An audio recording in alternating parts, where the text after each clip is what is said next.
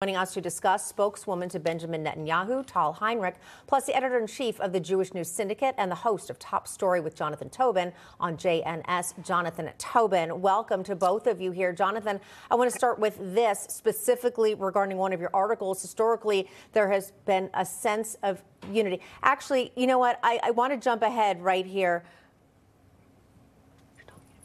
Okay, actually, Jonathan, I want to switch gears here because we're hearing a breaking news report. That's why I'm correcting myself here, of U.S. retaliatory strikes in Syria. Let's get your reaction first here, Jonathan, to that news. Well, it's about time, somewhat belated. The whole problem with this administration has been its failure to establish deterrence. All of its policies up until October 7th were oriented towards appeasing Iran and its terrorist proxies and auxiliaries. And we paid the price for it. Israel paid the price for it. They've tried to walk back some of those policies. And now that American servicemen have been killed by terrorists, it's time to do something. The question is it too little and too late to establish the principle that the United States is not to be messed with? And this president has demonstrated weakness in Afghanistan, in his appeasement of Iran, and in the way he's talked out of both sides of his mouth about the war with Israel, the war between Hamas and Israel. And I'm afraid the Iranians and their proxies have taken advantage. Tal, a lot we can speak with you about here. First off, what do we think Prime Minister Netanyahu, how he will respond or react here? Again, I just want to share with everybody breaking news. We have U.S. retaliatory strikes in Syria happening right now in reaction to our fallen soldiers from that strike, that drone strike in Jordan here. So, Tal, a couple different topics here. Start with the Prime Minister, his reaction, and then your reaction to the strikes happening.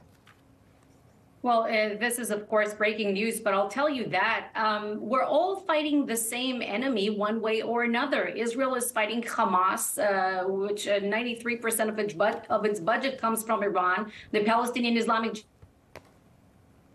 Jihad, and they're fully funded by Iran, and Hezbollah in the north in Lebanon, also supported by Iran. And now you see these strikes carried out by the United States against proxies of Iran. So one way or another, we're all fighting the same enemy that wants to more bloodshed, more trouble across the Middle East and around the world.